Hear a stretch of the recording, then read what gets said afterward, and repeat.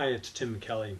The last few videos in our series on the new paradigm of business have been about the downside of the current paradigm, especially focusing on specific limiting beliefs that govern how business operates currently and limit its potential. This video is about something very different, which is about the upside of the current potential and, in fact, about everything that business has accomplished. It's very, very easy as people interested in change and transformation to see the current situation as bad and the new or desired situation as good. It's a very, very natural tendency, and it's a trap that many people who desire to transform business fall into. And the way it looks is that when people examine business as it currently operates, they can only see what doesn't work about it. So think about this for a minute, about how you may have been guilty of this at some point. Like, what are ways in which you view business as a negative thing? The hierarchies and wealth generation and distribution and damage to the environment, various different things we've been talking about. It's very easy to let those aspects of business obscure the much larger picture of how much business does good and how much good business has done. So Peter Diamandis, in his book Abundance, The Future is Better Than You Think, he's the founder of the X Prize, by the way. He talks very eloquently about the extraordinary accomplishments that we have achieved as a society, including extraordinary increases in the standard of living for people all over the world, as well as huge increases in literacy, health, and a whole variety of different things, and gives a tremendous number of statistics about this. I really recommend you look at it. It's a very inspiring book. And much of this is actually due to the activities of business. Business feeds the world, and business pays for many of the things that other institutions do, like nonprofits and government. They actually get the revenues that they use to do their work from the wealth that business generates.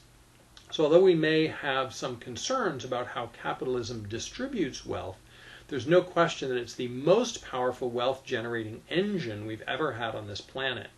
And the fact that I'm able to talk to you using these electronic devices and we're able to have this conversation is a result of the current paradigm of business correctly performing its function and innovating, creating interesting technologies, and making them widely available to people.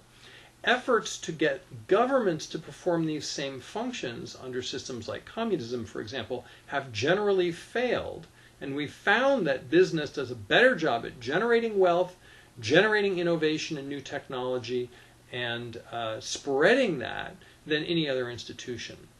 So focusing on this for a minute, I'd like to talk, this is about what business has done. I'd like to talk about what business will do and can do in the future. This is very important. So business is what I like to call a load-bearing wall in our society. It's a critical institution upon which much of society rests and relies.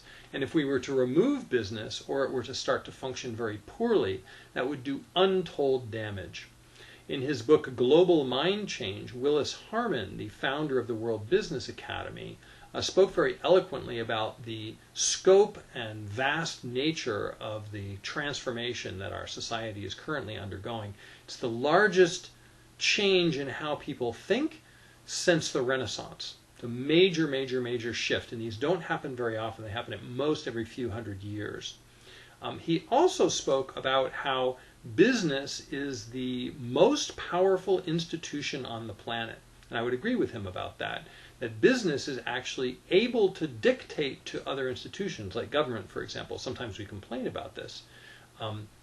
But if you look historically at different times in the past, religion has been the most powerful institution, or government has been, monarchies have been, agriculture perhaps, the military. Various institutions have had their day in the sun, if you will. Right now, business is the most powerful institution. And therefore, according to Willis Harman, it is business's unique responsibility to lead and guide the change that we are undergoing.